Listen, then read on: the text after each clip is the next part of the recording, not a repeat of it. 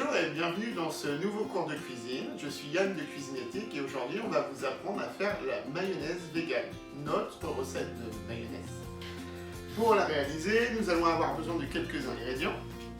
En premier lieu, nous allons prendre de la moutarde classique de Dijon et nous, notre petite touche personnelle, c'est une petite cuillère à café de moutarde à l'ancienne. Ensuite, nous utiliserons de la crème de soja. On peut prendre une autre crème végétale, ça pose aucun souci. Nous utiliserons une huile neutre. Aujourd'hui, nous avons pris de l'huile de tournesol, mais nous pourrions aussi prendre de l'huile de colza. Et si nous voulons donner une petite connotation méditerranéenne à la fin de la recette, nous pouvons également rajouter une petite goutte d'huile d'olive.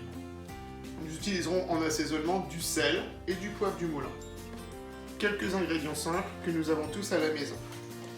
Donc, je vais additionner à mes 2 cuillères de moutarde à l'ancienne et classique la valeur de 2 grosses cuillères à soupe de crème de soja. Donc je verse directement dans mon bol. Voilà, comme ceci. Je vais d'ores et déjà mettre mon assaisonnement parce que si nous ne mettons pas le sel au départ, il ne va pas se dissoudre et on sentira des grains de sel dans la préparation. On rajoutera un petit peu de moulin à poivre, quelques tours suffiront. Après, c'est selon votre goût, bien sûr. Et déjà, à cette étape, nous allons simplement mélanger. Ce qui va permettre d'homogénéiser l'ensemble et de faire dissoudre les grains de sel. Petite astuce que vous ne connaissez peut-être pas, mais à la maison, vous pouvez ajouter un torchon humide ou une lavette, comme nous l'avons fait ici, en dessous de votre bol, afin que le bol ne bouge pas. Donc là, je mélange, la dissolution se fait très rapidement.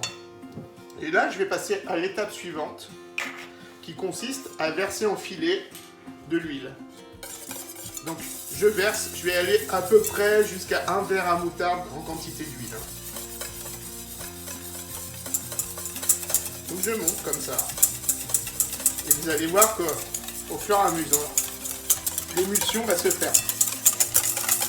Il ne faut pas verser trop vite. Il faut avoir le bon rythme et puis il faut battre aussi assez énergiquement.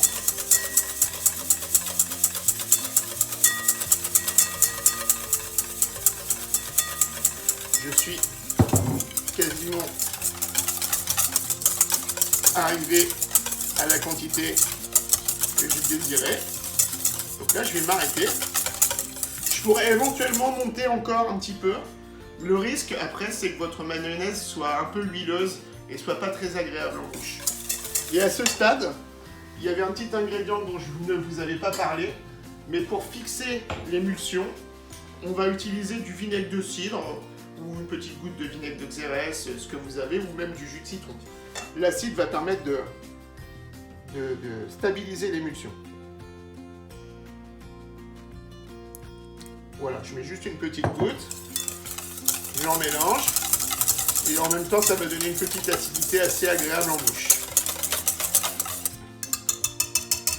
Après, cette mayonnaise est tout à fait identique à la mayonnaise que vous avez l'habitude de connaître et elle accompagnera parfaitement vos crudités, pourquoi pas vos galettes wrap ou pour mettre dans vos sandwichs, etc.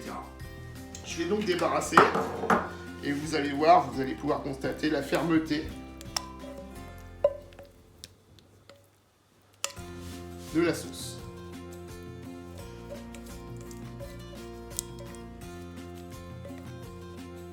Vous pouvez également, si vous le souhaitez, l'aromatiser avec ce que vous voulez.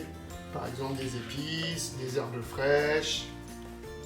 Ça peut être tout à fait ce que vous souhaitez.